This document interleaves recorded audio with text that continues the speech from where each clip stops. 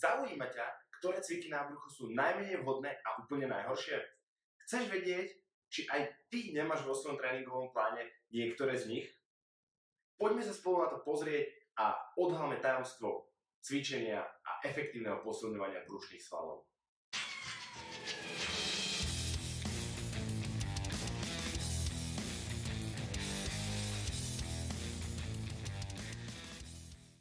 Ahoj, moje meno je Michal Pataky a opäť som tu s ďalším skvelým videom, v ktorom ti odhalím tajomstva optimálnej výživy, funkčného a silovo-kondičného tréningu.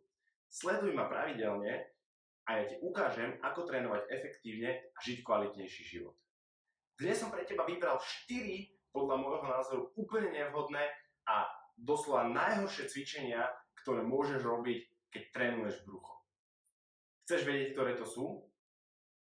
Na 4. mieste v takom pomyselnom rebríčku som zaradil cvičenie tzv. Brušaky alebo skracovačky s nohami na feedlopte. To znamená, toto cvičenie, kedy ležíš na zemi, nohy máš vyložené na feedlopte a robíš v predpažení len takú skracovačku, je totálne zlé a nevhodné. Predstav si, že celý deň si v tejto polohe a ty dojdeš do fitka a ideš opäť robiť tú istú polohu. Čiže pre tvoje brušné svaly úplne najmenej vhodné cvičenie.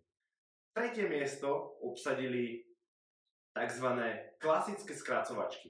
Opäť ležíš na zemi s pokrčenými nohami a vykonávaš veľmi podobný pohyb ako v predošlom cvičení. To znamená, len sa snažíš robiť miernu flexiu a odliepať lopatky alebo vrchnú časť chrbta od zeme. Opäť cvičenie, ktoré je veľmi nevhodné, dochádza pri ňom k predsunu hlavy a opäť zapájaš len vrchnú časť priameho brušného svalu. Druhé cvičenie sú tzv. Brušáky so zafixovanými nohami. Často to ľudia robia o rebrinu, alebo takto ako ja v tomto videu o činku, alebo majú sparring partnera, ktorý im krkolomne a veľmi silno drží nohy. Toto cvičenie zapája hlavne flexory bedrového kĺbu a stehnené svaly.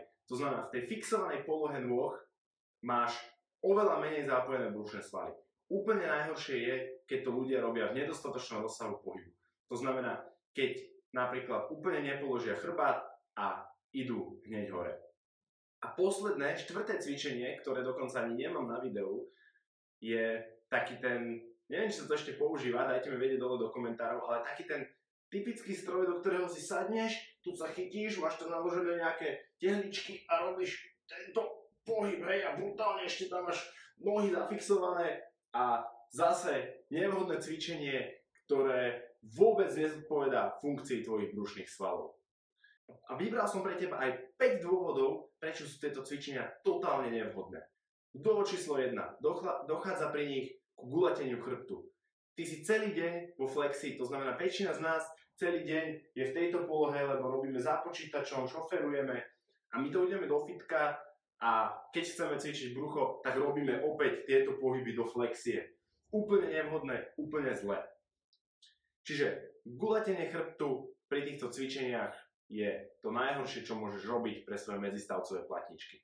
To je druhý dôvod z 5. Keďže dochádza k tej flexii, tak keď máš takto medzistavcové platničky, dochádza k týmto pohybom a je oveľa viac zvýšený tlak na ne.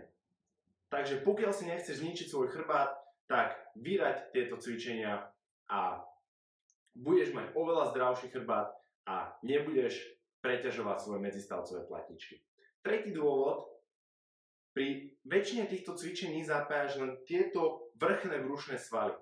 Áno, ja viem, všetci chceme mať sixpack, všetci chceme mať vysekané brucho, ale ako som spomínal pri tom guľatení chrbtu, keď máš celý deň zapojené tieto svaly, dostávajú sa do takého spazmu a sú preťažované a navyše ti ešte guľatia takto chrbát. Takže preťažovanie hornej časti brucha je 3. dôvodom. Ďalším 4. dôvodom je, že flexia trupu je totálne nefunkčný pohyb.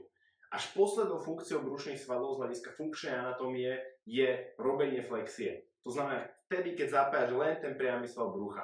Keď si videl alebo videla moje predošlé video o 4 skvelých cvičeniach s veľkou činkou, tam som spomínal, že hlavnou funkciou brušných svalov je stabilizácia pohybu a vytváranie rotácie, prípadne antirotácie.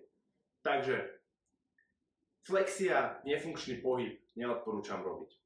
A posledným piatým dôvodom je, ktorý sme už si spomínali pri tých fixovaných brúšakoch s fixovanými nohami, je to, že zapájaš hlavne flexory bedrového kĺbu a stehenné svaly. To znamená, pri týchto cvičeniach sa oveľa menej zapája brucho, oveľa menej zapája spodnú časť brucha a vôbec nezapájaš rotátory.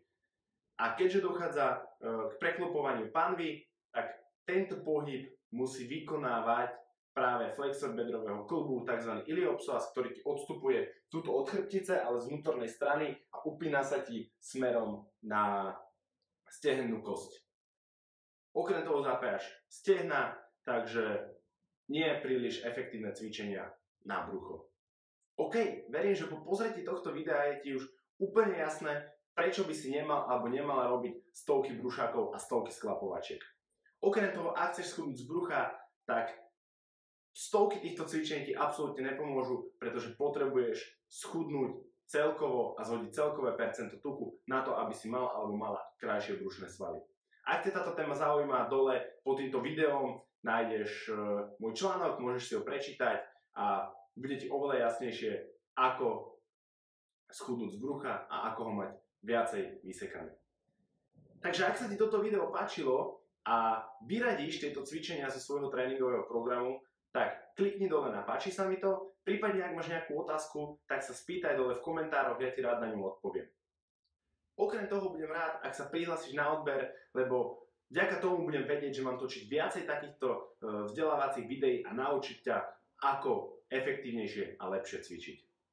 V prípade, že sa chceš dozvedieť viacej o zdravom životnom štýle, stravovaní a cvičení, tak dole pod videom máš link na môj e-book. Stiahni si e-book Životná forma, je úplne zadarmo, dostaneš k tomu bonus ďalších 5 videí a dozvieš sa tak aj napríklad to, ako efektívne schudnúť z brucha. Takže majte sa ako chcete, hlavne fantasticky, vidíme sa pri ďalšom videu.